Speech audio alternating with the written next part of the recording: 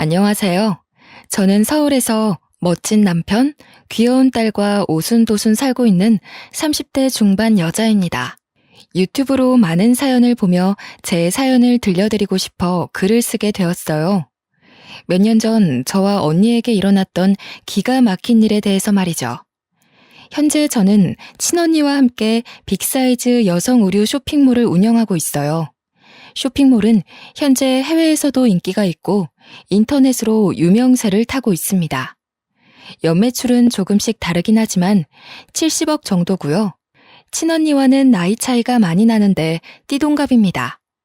강원도에서 청바지 가게를 운영하시던 부모님이 계셨지만 제가 초등학생 때 교통사고로 돌아가셨죠. 부모님이 계실 때는 장사가 잘 돼서 여유가 있었어요. 하루아침에 언니와 저만 남게 된 상황에서 가정 형편이 어려워졌습니다. 언니는 대학을 갓 졸업하자마자 저를 부양하기 위해 빨리 취직을 해야 했어요. 부모님이 남기고 가신 집과 가게를 정리하고 받은 돈으로 언니와 함께 방 2칸짜리 빌라에서 살게 되었죠. 제가 고등학교 2학년이던 겨울, 언니는 형부와 결혼했습니다. 형부는 대기업 영업부 회사원이었고 언니는 거래처 사무직 직원이었어요. 업무로 만나 미팅을 몇 번 하며 형부가 언니에게 반했고 언니에게 끊임없는 구애를 했다고 해요.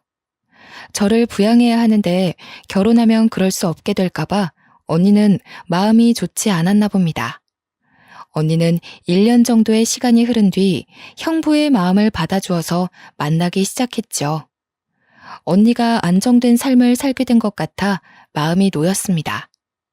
처제, 공부하느라 많이 힘들지? 쉬엄쉬엄 해.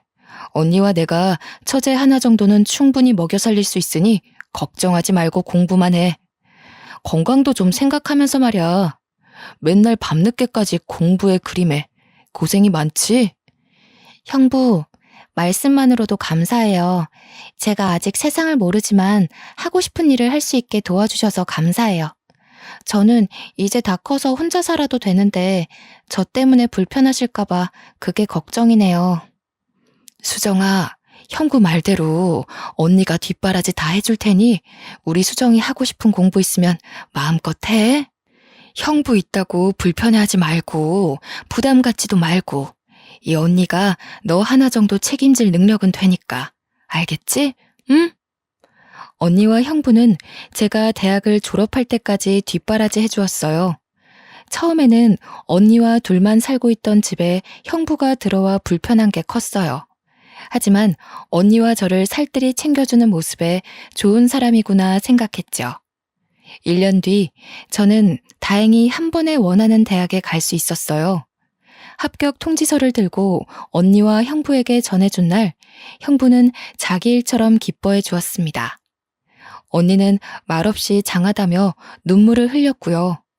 시어른들도 고생했다며 용돈도 맛있는 것 사 먹으라며 용돈도 챙겨주시고요. 저는 이때까지만 해도 형부와 시어른들을 정말 좋은 분들이라고 생각했어요. 저와 언니에게 그 일이 일어나기 전까지는요. 내가 열심히 공부해서 성공해야 언니와 행복하게 살 수 있어. 돌아가신 부모님도 조금은 걱정을 덜 하실 거야. 힘내야지. 엄마, 아빠, 하늘에서 보고 계시죠? 저 열심히 노력할게요. 지켜봐 주세요. 대학에 가서도 노는 시간 없이 밤낮으로 공부해 장학금을 받으며 생활했어요. 쪽잠을 자며 시간이 날 때에는 틈틈이 아르바이트를 하며 조금씩 돈을 모았습니다. 그 결과 4년 동안 2천만 원이라는 큰 돈을 모을 수 있었어요. 의류 디자인 전공인 저는 패션의 세계를 좀 더 경험해보고자 유학을 꿈꿨기 때문이에요. 언니와 형부에게 더 이상 손을 벌리지 않고 스스로 해보기 위해 노력했죠. 언니, 나 프랑스로 유학을 가고 싶어. 좋은 대학을 나왔다고 해서 세상에 보이는 게 전부가 아닌 것 같아. 사실 내가 공부하면서 틈틈이 모아놓은 돈이 있거든. 이 돈으로 시작은 할 수 있을 거야. 언니가 내 걱정은 많이 하겠지만 나도 성인이고 독립할 나이가 된 것 같아. 너가 원해서 하는 거라면 말리지 않겠다마는 언제든지 힘들면 돌아와도 돼. 언니는 늘 여기 있다는 걸 알아도 너 혼자 타지에 보내는 게 걱정이긴 하다만 믿고 보내는 거니까 사고 치면 안 된다. 알겠지? 아이 참 언니도. 나 이제 대학 졸업한 엄연한 성인이라고. 하늘에 계신 부모님 부끄럽지 않게 최선을 다해서 배우고 올 테니까 기다려줘. 멋지게 변신해서 돌아올게. 기대해. 그렇게 처음으로 언니와 처음으로 떨어져서 살게 되었어요. 걱정하는 언니와 형부를 뒤로하고 3년이라는 시간 동안 프랑스로 유학을 떠나게 되었습니다. 홀로 타지에서 유학 생활을 하며 되지도 않는 언어를 구사하며 온갖 굳은 일을 마다하지 않았죠. 패스트푸드점, 카페 등 할 수 있는 일은 닥치는 대로 했고요. 당시 프랑스에서는 동양인에 대한 인식이 별로 좋지 않았어요. 단지 저를 돈 벌러 온 황인종이라고 차별할 뿐이었습니다. 매일 밤을 서러워서 눈물을 흘리며 지새우기 일쑤였죠. 한국에 있는 언니와 형부, 돌아가신 부모님을 생각하며 이악 물고 버텨냈습니다. 그러다 우연히 좋은 기회로 유명한 파다라는 의류회사에 입사하게 되었어요. 파트타임 디자인 보조였지만 재단하고 남은 천 조각들과 쓰레기를 처리하는 게 제 일이었죠. 버리는 경우가 대부분이라 쓸만하겠다 생각해서 천 조각들을 열심히 모았습니다. 홀로 기숙사에서 외로움을 느낄 때면 모아놓은 천 조각들로 손바느질을 하며 옷을 만들곤 했어요. 천 조각의 모양이 제각각이었지만 나름의 감각이 있었기에 제가 만든 옷은 봐줄만 했습니다. 프랑스는 물가가 비싸기 때문에 제 월급으로 연습 삼아 천을 살 형편이 안 됐거든요. 그렇게 야심한 시각 홀로 청소를 끝내고 여느 때처럼 천 조각을 모으고 있었습니다. 늦은 밤 아무도 없는 사무실에 잠시 앉아 옷을 만드는 시간이 유일한 낙이었거든요. 제가 혼자 마네킹을 만져볼 수 있는 값진 시간이었습니다. 제가 천 조각을 이용해 만든 옷이 완성될 쯤이면 마네킹에 씌워보기도 했어요. 마치 제가 디자이너가 된 것 같아 뿌듯해하며 혼자 감상에 젖어 있고는 했습니다. 꿈에 한 발짝 다가간 느낌이랄까요? 한참을 만든 옷을 보며 심취해 있는데 갑자기 문을 두드리는 소리와 함께 한국말이 들려 저는 화들짝 놀랐어요. 낯선 타지에서 들려온 한국말이었기에 반가웠는지도 몰라요. 저에게 말을 건 사람은 다름 아닌 같은 회사에 근무하는 디자인 팀장님이셨습니다. 안녕하세요. 야근하고 퇴근하려는데 밤늦게까지 사무실에 불이 켜져 있어서요. 이 시간까지 퇴근도 안 하고 뭐 하시는 겁니까? 안녕하세요. 저는 디자인팀에서 시간제 아르바이트를 하고 있는 김수정입니다. 정리를 하다가 시간이 남아서 잠시 있는다는 게 그만. 혼자 옷을 만들고 있었어요. 회사에서 방해가 됐다면 죄송해요. 죄송할 건 없고요. 디자인팀에서 이 시간까지 남아있는 경우는 별로 없는데 마침 불이 켜져 있어 들려봤습니다. 사실 근무하면서 몇 번 봤는데 같은 한국인이라서 말을 걸어보고 싶었어요. 나는 김영준이라고 합니다. 저도 지금 퇴근하는 길인데 시간도 늦었으니 태워줄게요. 가요. 안 그러셔도 되는데 그럼 실례 좀 하겠습니다. 근데 팀장님은 왜 이렇게 늦게 퇴근하세요? 보통은 제가 제일 마지막에 퇴근하는데요. 저보다 늦게 나가시는 분은 처음이라서요. 많이 바쁘셨나 봐요. 직장 상사임에도 불구하고 먼 타지에서 만난 같은 한국인이라는 사실에 친근감이 들었어요. 홀로 타지 생활을 했다는 공감대가 생겨 다행이었습니다. 집으로 가는 차 안에서 어색하지만 많은 대화를 나누었어요. 팀장님은 저보다 6살 연상이셨고 고등학교를 졸업하자마자 프랑스로 건너오셨다고 했습니다. 팀장님은 저에게 타지에서 홀로 고생한다며 위로를 건넸고 언제든지 도움이 필요하면 연락하라고 했죠. 그렇게 저희는 서로 연락처를 주고받았습니다. 저는 알게 모르게 의지를 많이 하게 됐습니다. 홀로 타지에서 생활하며 사귄 유일한 친구였어요. 팀장님은 때로는 직장 상사로 친근한 동네 오빠로 다가와 주었어요. 쉬는 날이 맞을 땐 식사도 하고 풍경이 좋은 곳에서 커피 한잔하며 자주 어울렸습니다. 아직 프랑스를 둘러볼 겨를이 없었던 저에게 구경도 시켜주고요. 시간이 흐를수록 서로에게 정이 많이 들고 점점 호감을 갖게 됐죠. 좋아하는 마음으로까지 번졌어요. 시간이 조금 흐르고 유학 생활을 한 지 1년 반쯤이 되었을 무렵이었습니다. 한국에서 모르는 번호로 연락이 왔는데 경기도의 한 보호시설이라고 하는 게 아니겠어요? 안녕하세요. 혹시 김은정님 동생분 연락처 맞으신가요? 은정 씨가 하도 말을 안 해서 겨우 연락했는데요. 지금 한국으로 귀국하기가 많이 어려운 상황이세요? 언니분이 건강이 많이 안 좋거든요. 필요하면 수술도 해야 할 것 같고요. 네, 제가 동생이 맞는데 혹시 언니한테 무슨 일이 생긴 건가요? 혹시 이도진 씨라고 옆에 없나요? 김은정, 아니, 저희 형부인데요. 언니가 병원에 안 있고 왜 보호시설에 있어요? 언니가 어떻게 안 좋은 건가요? 언니 좀 바꿔주세요. 받아야 할 검사도 많고 지금 치료 중이라 연락이 불가능해요. 혼자 병원에 와서 몇 가지 검사를 했는데 아직 더 남은 모양이에요. 근데 병원에서는 개인정보라 함부로 자기들이 말해줄 수 없다 하지. 본인도 이야기를 안 하지. 답답해 죽겠어요. 아니 이러다 김은정 씨가 죽을 것 같다니까요? 언니는 가족이나 동생에게 알려지는 것을 원치 않는다 했지만 상태가 심각해 보여 어쩔 수 없이 연락을 취했다고 했습니다. 언니가 제 성격이 어떤지 알기 때문에 절대 알리지 말아달라고 하는 거예요. 이 소식을 들으면 유학을 포기하고 바로 한국으로 돌아올 거라고요. 하고 싶은 공부를 하게 둬야 한다고 이야기했다고 하는 겁니다. 왜 형부나 다른 가족들에게도 이러한 사실을 알리지 않는지 의문을 품었고 저는 그 길로 한국행 비행기표를 예약했어요. 한시가 급했기 때문에 팀장님에게는 한국으로 돌아간다고 미처 말하지 못한 상태로 귀국하게 됐죠. 귀국하자마자 곧장 언니가 있다는 보호시설로 갔어요. 언니가 며칠 굶은 사람처럼 몰라보게 수척해진 얼굴로 힘없이 침대에 누워 있었습니다.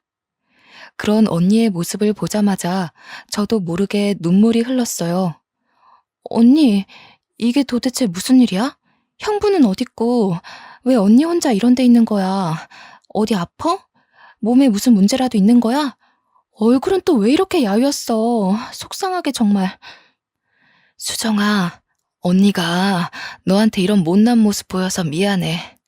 언니도 인정하기 싫지만 형부에게 다른 여자가 있는 것 같아. 이혼해야 할 것 같아. 언니가 무엇을 잘못했는지 모르겠는데 그 여자가 임신한 것 같아. 언니는 이제 어떡하면 좋니 정말? 형부가 결혼 이후 야근과 출장이 잦아져 바쁜가 보다 하고 대수롭지 않게 생각했다고 합니다. 하지만 너무 잦은 탓에 조금씩 의심하기 시작한 거예요. 자주 연락 오는 여직원이 있었고 직감적으로 뇌연녀라는 것을 알게 됐다고 해요. 심증은 있으나 물증이 없어 따지질 못하고 전전긍긍하던 언니는 물증을 잡기 위해 노력했죠. 하지만 형부가 철저했던 탓인지 블랙박스나 휴대폰에 남아있는 증거는 없었다고.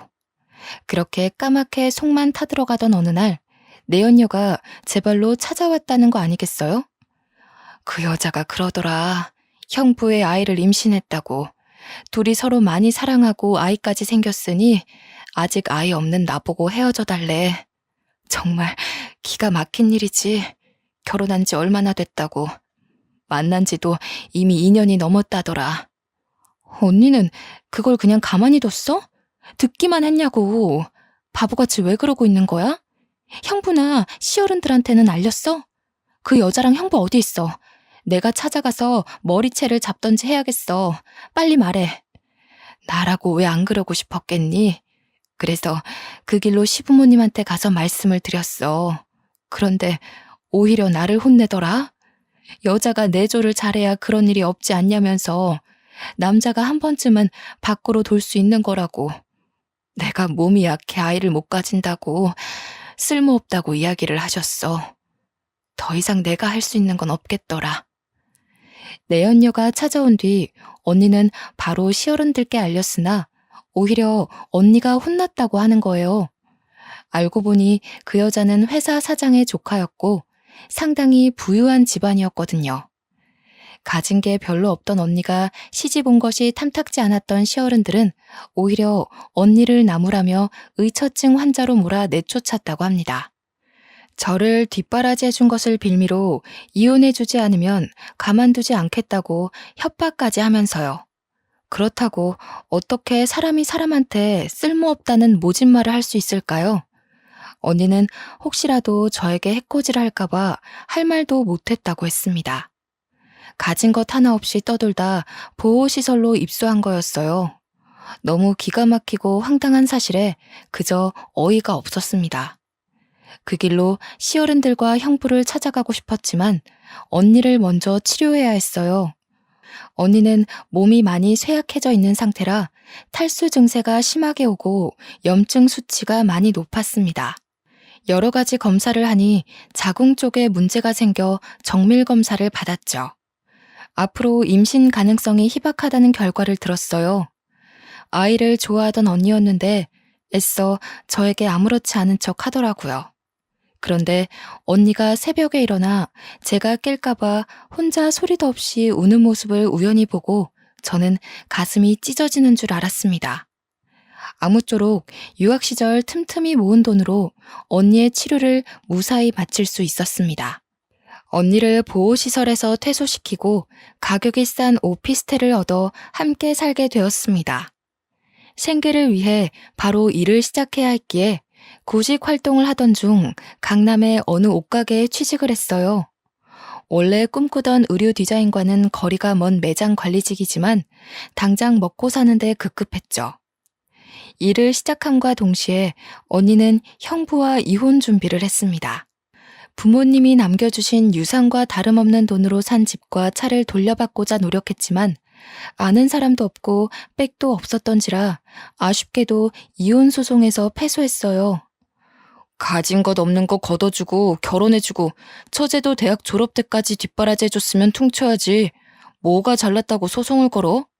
들어간 돈이 얼만지나 알아? 더 진행하면 당신만 손해야. 위자료 5천만 원을 줄 테니 그걸 받고 조용히 이혼하던지 잘 생각하라고.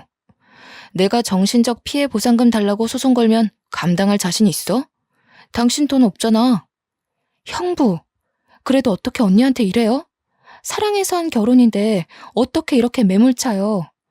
사람을 가진 것 하나 없이 내쫓는다는 게 말이 돼요? 결혼한 지 얼마나 됐다고 벌써 내연녀나 만드는 파렴치한 주제에.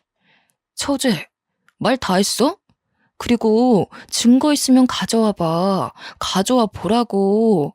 배은망덕하게 키워줬으면 감사합니다 라고 머리 숙여도 모자랄 지경인데 부모 없이 자란 티 내는 거야? 증거도 없이 내연녀며 몰아짓거리는 거 확 다 무고죄로 고소해버릴까? 조용히 위자료 받고 끝나면 될 일을 뭐하러 크게 만들고 난리야. 당신이 어떻게 나한테 이럴 수가 있어요? 걷어주다뇨, 키워주다뇨. 그렇게 함부로 말하지 말아요. 나 이런 식으로 이혼 못해요. 못한다고요. 어느 날은 형부의 내연녀가 저를 찾아오더라고요.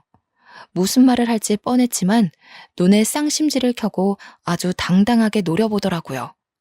근처 카페에 들어가 이야기를 했습니다. 당신 언니 말귀를 잘 못 알아먹는 모양이던데 그나마 똑똑한 그쪽이 언니 좀 설득해. 이런다고 뭐가 달라져?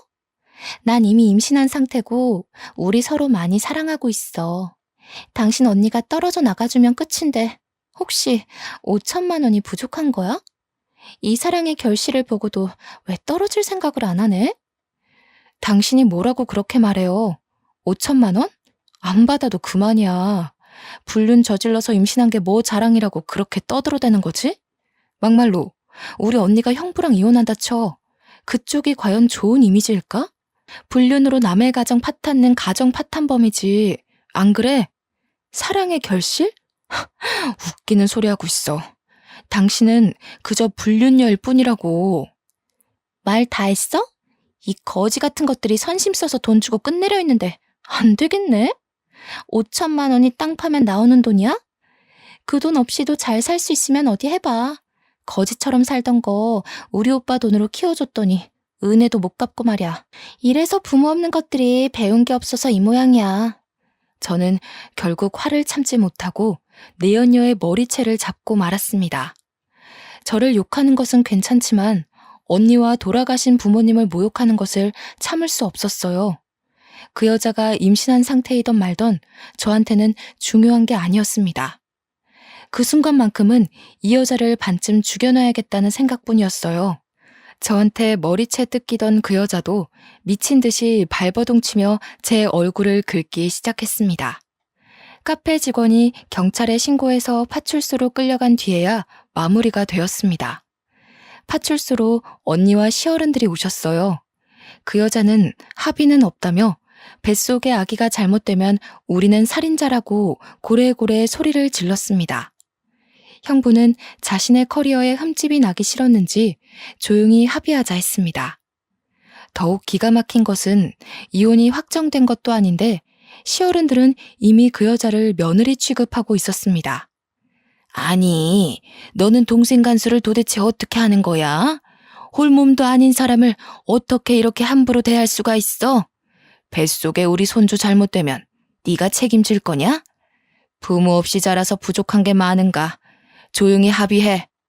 그러게, 내가 5천만 원 위자료 받고 조용히 합의하랬잖아. 도대체 왜 이러는 거야? 처제는 왜 이렇게 막무가내고. 마지막 기회야. 조용히 합의해. 위자료는 바로 보내줄 테니. 저 여자가 먼저 돌아가신 부모님, 우리 언니 모욕했다고요. 저 여자가 임신한 게 내 알바야 뭐야? 머리채라도 뜯어야지. 형부가 대신 맞을 거예요? 나 참 진짜 어이가 없어서 저런 것들도 사람이라고 진짜. 그 여자는 시어른께 어머니 하며 눈물을 흘리고 있었고 저는 화가 치밀어 올랐어요. 언니는 묵묵히 생각에 잠긴 듯 보였고요. 선택은 오로지 언니의 몫이었어요. 혹시라도 저에게 또 해코지를 할까봐 두려워하던 언니는 결국 5천만 원을 받고 이혼에 합의했습니다. 힘든 시기를 지냈던 언니는 마지막으로 신혼집에서 짐을 정리하고 온다며 떠났어요. 그렇게 오피스텔로 가져온 언니의 짐은 정말 단촐하기 그지없었죠. 작은 캐리어에 서류 몇 가지와 엄마 아빠가 종종 써주시던 손편지, 옷 몇 개가 전부였거든요. 언니는 한숨을 쉬며 나를 뒷바라지해줘야 하는데 그러지 못해서 미안하다고 말했습니다. 나는 무슨 소리냐며 언니에게 소리쳤죠. 언니는 계속 미안하다 했고 짐 정리를 하며 눈물을 줄줄 흘렸어요. 편지를 읽어보려고 편지를 꺼내 봉투를 내려놓으려는 찰나 뭐가 툭 하고 바닥에 떨어지는 것 아니겠어요? 빨간 작은 주머니였는데 열어보니 주소가 적혀있는 쪽지가 있었습니다. 강원도에서 예전에 부모님이 청바지 가게를 운영하시던 곳 근처 주소였죠. 다음날 언니와 그 주소로 가보니 딱 보기에도 오래되어 보이는 허름한 구두가게가 있었습니다. 허리가 굽고 머리가 백발인 할아버지가 구두를 닦고 계셨어요. 저와 언니를 보자마자 어떻게 왔냐고 물으셨고 저희는 부모님 이름을 말하며 빨간 주머니를 보여드렸습니다. 그러자 그 할아버지는 저희를 보시고 화들짝 놀라셨습니다. 왜 이제야 왔냐며 할아버지가 얼마나 기다렸는 줄 아냐고 핀잔을 주시는 거예요. 곧이어 우리를 안쪽 작은 방으로 안내했어요. 안내를 받아 들어간 방 안에서 할아버지는 저에게 작은 서류 봉투를 건네주셨습니다. 서류 봉투에는 외할아버지의 유언장과 땅 문서, 통장, 도장이 들어있었죠. 드디어 내 이걸 너희들에게 전해줄 수 있어서 얼마나 다행인지 모른다. 그 조그맣던 아이들이 이렇게 컸다니 내가 당연히 알아보지 못할 수밖에.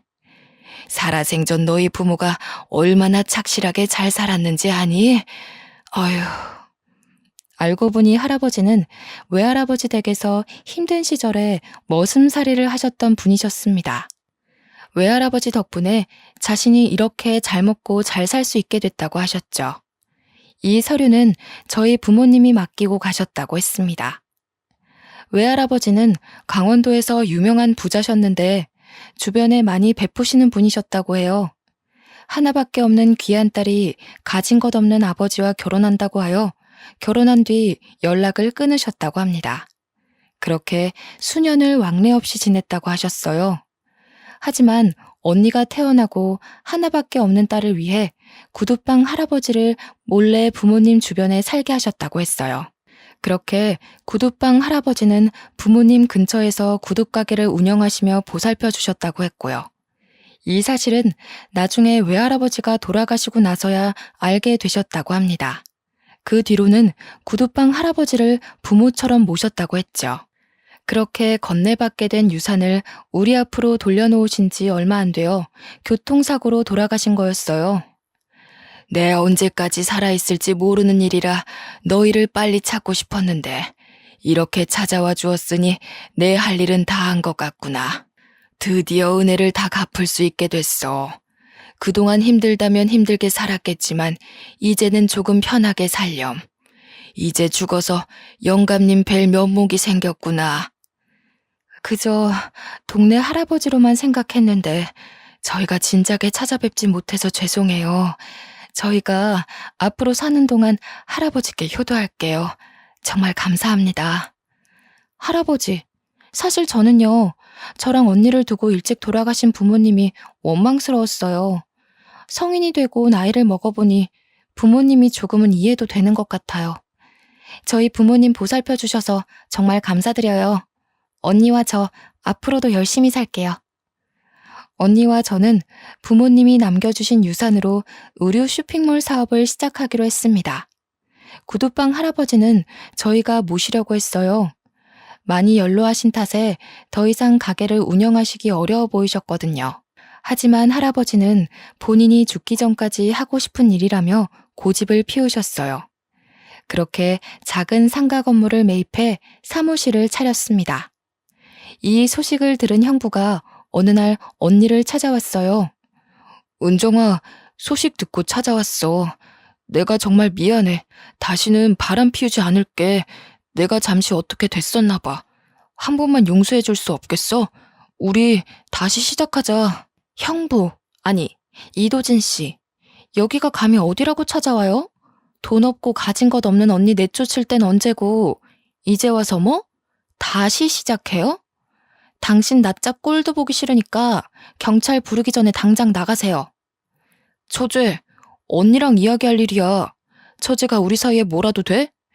내가 잠시 바람을 피운 것은 맞지만 잘못했다고 이렇게 사과하잖아. 그리고 부부 일은 부부가 해결해야지. 처제는 가만히 있어. 은정아, 대화 좀 하자. 이도진 씨, 나는 당신과 할 이야기가 없어요. 우리 이미 이혼한 사이 아닌가요? 위자료 받고 깔끔하게 끝낸 사이요. 원하면 위자료 돌려드릴게요. 가진 것 없던 제가 비참히 쫓겨났을 때 그 심정 당신은 알지 못할 거예요. 다시는 볼 일 없었으면 좋겠네요. 며칠 뒤에는 시어른들까지 찾아왔었습니다. 검은 속이 훤히 들여다 보였지만 저희는 문 앞에 소금까지 뿌려가며 매몰차게 대했습니다. 적반하장도 유분수라는 말이 있죠. 제가 거래처에 볼 일이 있어 언니를 혼자 남겨두고 외근을 다녀오던 길이었어요. 사무실이 엉망이 되어 있고 언니는 화가 난 표정으로 씩씩대며 앉아 있었어요.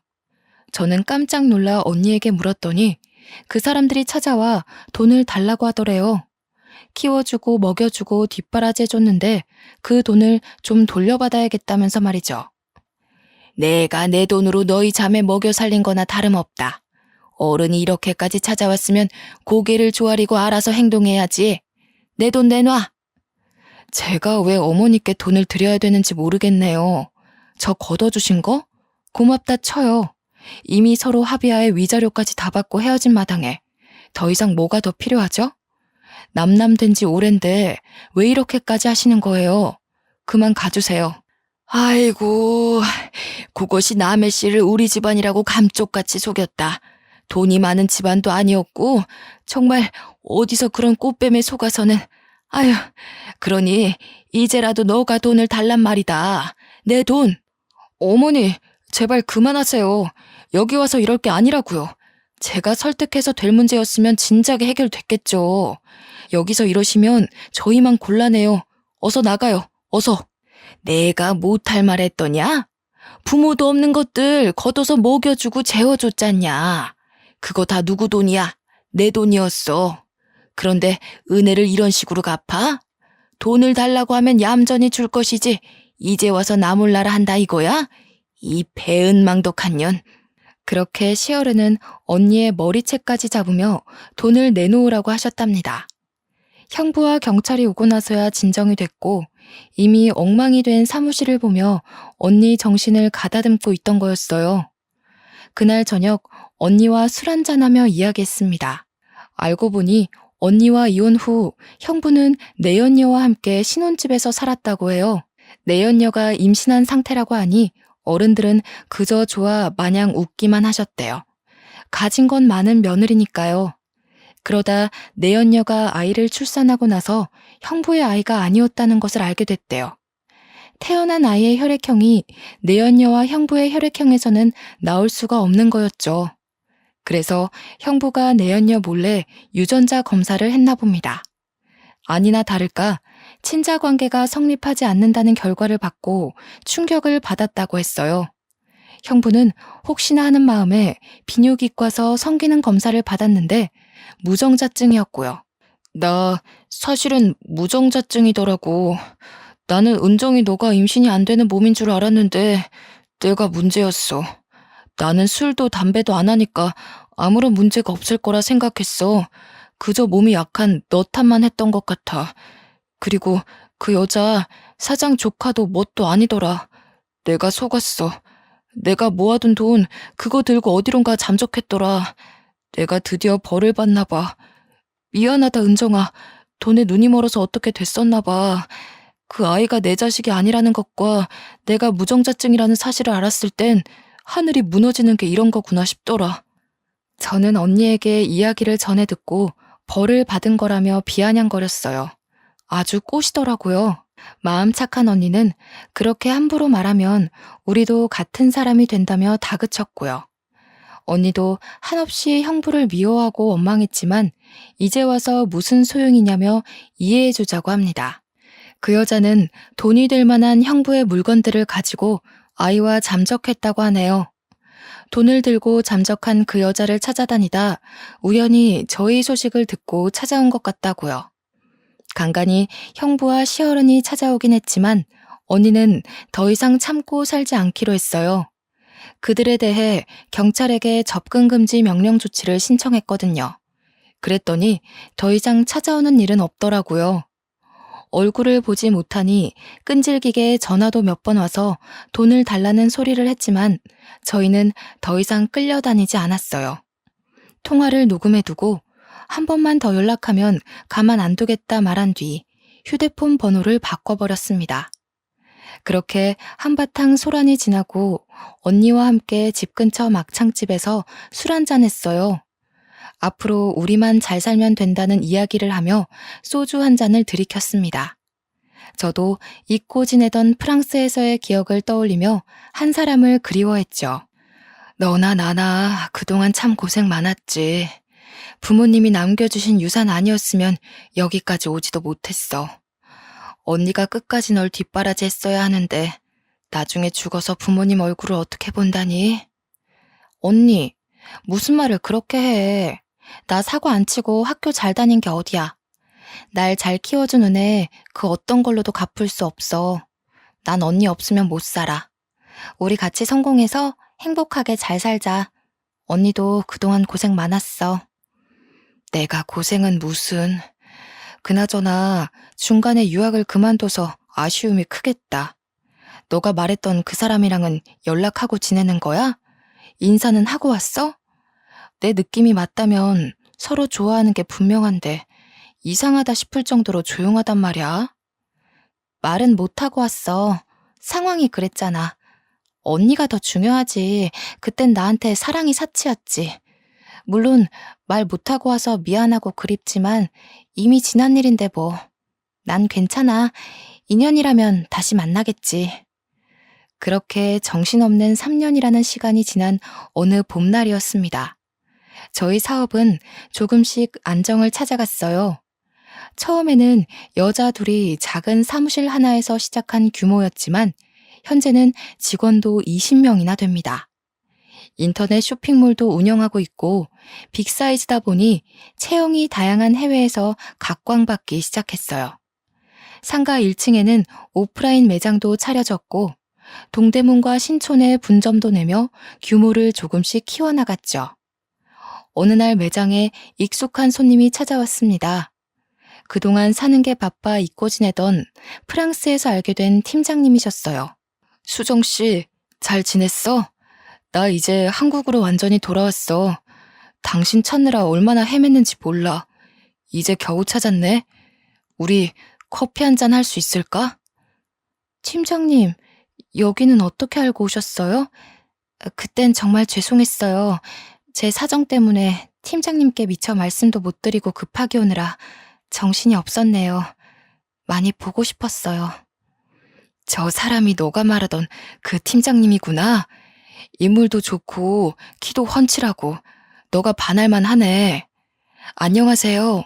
수정이 언니 되는 사람이에요. 수정이한테 이야기 많이 들었어요. 둘이 나가서 차 한잔 해요. 팀장님은 제가 한국으로 떠난 뒤 저를 정말 많이 그리워하셨다고 합니다. 물론 아무 말 없이 떠난 저를 원망도 했었고요. 나중에 같이 아르바이트를 했던 동료에게 제 이야기를 전해 들었다고 했죠. 그래서 프랑스에서 진행 중인 프로젝트를 마무리하고 한국 지사로 발령받아 완전히 귀국하신 거라 했어요. 저를 어렵게 수소문해서 찾아왔더라고요. 그렇게 팀장님과 재회한 저는 결혼에 꼴이냈고 지금은 귀여운 4살 딸아이도 있습니다. 언니와 함께 시작한 사업은 생각보다 잘 풀렸습니다. 지금은 연매출 70억이라는 기록을 세우며 승승장구하고 있죠. 남편도 사업을 도와주겠다며 얼마 전에 회사를 정리하고 나왔고요. 처음에 시도했던 빅사이즈라 여성복은 국내뿐 아니라 해외에서도 인지도가 높아져 가고 있습니다. 연예인을 모델로 쓸 만큼 국내 인지도도 나쁘지 않았죠. 연예인이 모델을 하다 보니 통통해도 예쁘게 입을 수 있다라는 이미지가 더해졌고요. 실제로 쇼핑몰에 게시되는 사진들도 빅사이즈 모델을 고용해 촬영하고 있죠. 인터넷을 통해 알려지게 되면서 해외 시장에서도 긍정적인 반응을 일으켜 납품 제의가 오기도 합니다. 남편은 바쁜 저를 대신해 육아를 도맡아서 하며 가끔 해외 업무를 도와주고 있고요. 저희는 동대문에 위치한 20층짜리 상가 건물로 사무실을 확장 이전했습니다. 평소처럼 회사에 출근하는데 어느 날 마주치고 싶지 않았던 인물을 보고 말았어요. 바로 전 형부였죠. 거기서 용역 청소부로 열심히 일하고 있더라고요. 전 형부도 저와 언니를 보더니 화들짝 놀라며 어찌할 줄 모르며 발을 동동 굴렀어요. 은종아, 처제, 당신이 어떻게 나를 찾아온 거야? 여기를 어떻게 알고 찾아왔어? 이런 누추한 모습 보이기 싫은데 혹시 나와 다시 시작하려는 거야? 다시 시작해? 웃기는 소리 하지 마세요. 이도진 씨, 여기 왜 왔냐고? 우리 건물이니까. 여기 우리 회사야. 당신이 그 좋은 대기업 다니면서 외제차 몰던 게 엊그제 같은데 말이야. 당신이 이런 일을 하리라고는 생각도 못했는데. 의외네? 우리 사업이 잘 돼서 여기로 이전한 지 1달쯤 됐거든. 잘리기 싫으면 앞으로 열심히 일해야 할 거야. 뭐? 여기가 당신 건물이라고? 나는 그 여자를 결국 찾지 못해 이렇게 망했는데 어머니는 작년에 요양원 들어가셨고 그 여자가 들고 튄 돈 때문에 회사에서도 잘리고 내 꼴이 말이 아니지? 다 내 자업자득이지 뭐. 열심히 일할게. 저는 어이가 없어서 버럭하며 형부에게 써붙이려고 했지만 언니가 손을 잡았어요. 참으라는 신호였죠. 언니가 하는 말 때문에 저는 형부를 노려보며 가만히 서 있을 수밖에 없었죠. 태어나서 처음으로 언니의 독한 모습을 처음 본 저는 놀랬어요. 언니가 그렇게 모질게 말할 줄은 꿈에도 몰랐습니다. 모진 말을 하거나 화를 내기는커녕 언니는 늘 점잖고 차분했던 모습만 보여줬었거든요. 사무실로 올라가는 엘리베이터 안에서 언니는 웃으며 이제야 속이 시원하다고 했습니다. 언니의 새로운 모습에 놀란 저는 그저 눈만 꿈뻑꿈뻑 할 뿐이었죠. 아무쪼록 현재는 누구나 예쁜 옷을 입고 제가 디자인한 옷을 만들고 싶은 제 꿈이 한 번에 이루어지고 있고요. 10년 정도가 지난 지금 언니는 좋은 사람을 만나 재혼해서 행복하게 잘 살고 있습니다. 저희가 옷을 만들 때 사용하는 원단 업체의 사장님이신데요. 사업 초창기부터 거래했던 곳이라 몇 번 오가며 차도 마시고 대화를 나누다 보니 서로 비슷한 아픔을 지닌 걸 알게 되었다더군요. 언니는 또다시 결혼에 대한 아픔을 겪게 될까 재혼을 잠시 망설였었어요. 하지만 사장님은 언니를 묵묵히 기다려주었고 긴 기다림 끝에 서로의 상처를 보듬어 주기로 했답니다. 그래서 작년 겨울 가족끼리 모여 조용히 식사를 하는 것으로 결혼식을 대체했어요. 언니, 그동안 고생 많았어. 이제는 형부랑 행복하게 잘 살아. 지난 과거는 다 잊어버리고. 좋은 사람 만났으니 언니도 따뜻하게 잘 살았으면 좋겠어. 앞으로 행복한 일만 가득하길 기도할게. 사랑해, 언니. 오랜 시간이 지났지만 이제야 행복을 찾은 느낌이네. 나중에 엄마 아빠 만나면 당당하게 나 잘 살았다고 말할 수 있을 것 같아. 너도 여기까지 오느라 고생 많았고 제부랑 행복하게 잘 살아. 고마워, 수정아. 어릴 적 부모님이 돌아가시고 난 뒤 가족이라고는 언니와 저 둘뿐이었어요. 어린 마음에 언니에게 기대어 투정도 부리고 언니를 너무 힘들게 한 게 아닌가 생각됩니다. 언니는 저에게 부모와 같은 존재예요. 늘 뒤에서 든든하게 버팀목이 되어주고요. 그렇게 저희가 안정을 찾아가고 평화롭게 지내던 작년 봄, 구두방 할아버지가 돌아가셨습니다. 저희에게 큰 선물을 전해주신 구두방 할아버지, 저희 부모님 그리고 구두방 할아버지가 아니었으면 저희에게 지금은 없었을 거예요. 매년 할아버지 기일이 되면 언니 부부와 함께 찾아뵙고 인사드리고 있습니다. 저희도 어려운 시기가 있었지만 지금은 극복하고 누구보다 행복하게 잘 지내고 있어요. 돈도 중요하지만 정말 중요한 건 사람이 사람을 대하는 태도라고 생각해요. 아무리 힘들고 어려워도 그 와중에 남는 건 사람이더라고요. 저도 유학도 포기하고 언니와 힘들게 살던 시절도 있었지만 지금은 이렇게 누구보다 좋아하는 일을 하며 행복하게 잘 살고 있습니다. 고생 끝에 낙이 온다는 말이 있듯이 여러분도 힘든 시기를 잘 극복해 나가시길 바라봅니다. 늘 행복하시고 제 긴 사연 읽어주셔서 감사합니다.